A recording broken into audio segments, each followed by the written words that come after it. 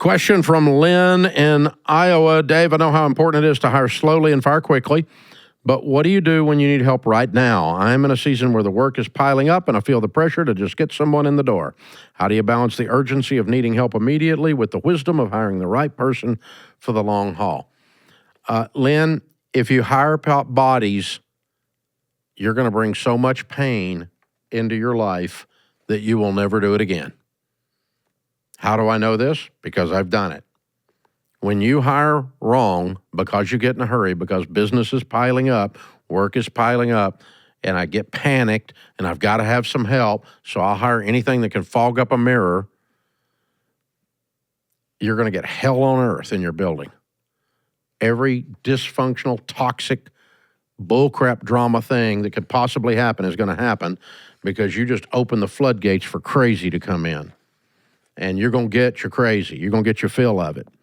So I know. I've been there. I mean, I've had times around here. We went through a 3 or a 4 year stretch where we had 40 tech positions for writing code, 40 developer positions on the block, and projects all over this building were standing up, running backwards, not getting done on time, missing budget. Couldn't get the product to market because we couldn't get the labor. We couldn't get the help in the building.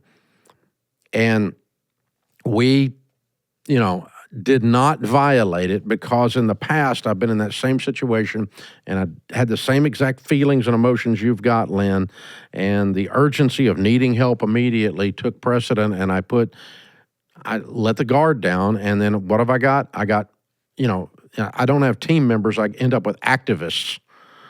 And you know what an activist is? A firing looking for a place to happen.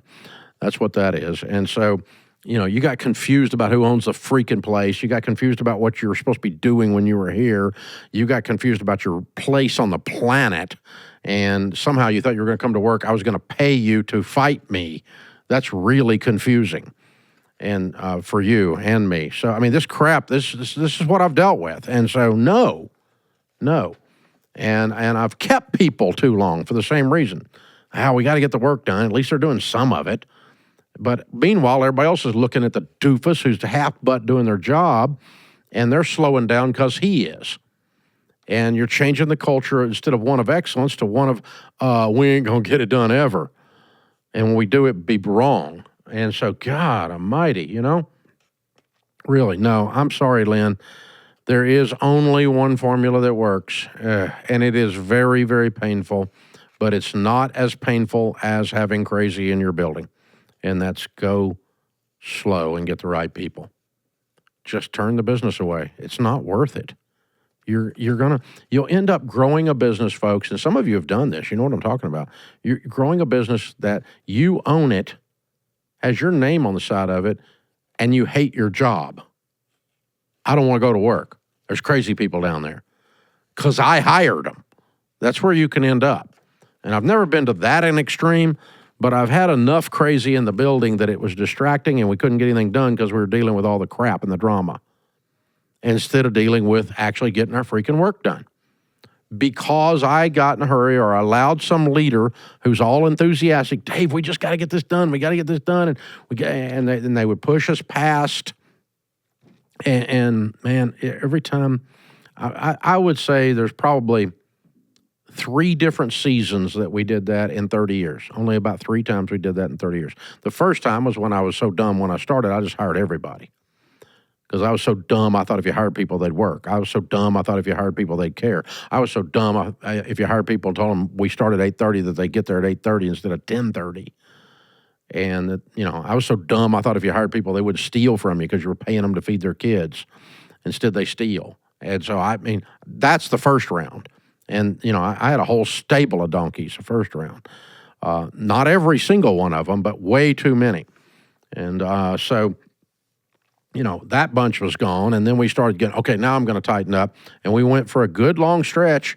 And then things were booming. And sometimes the thing that can cause failure the most is success.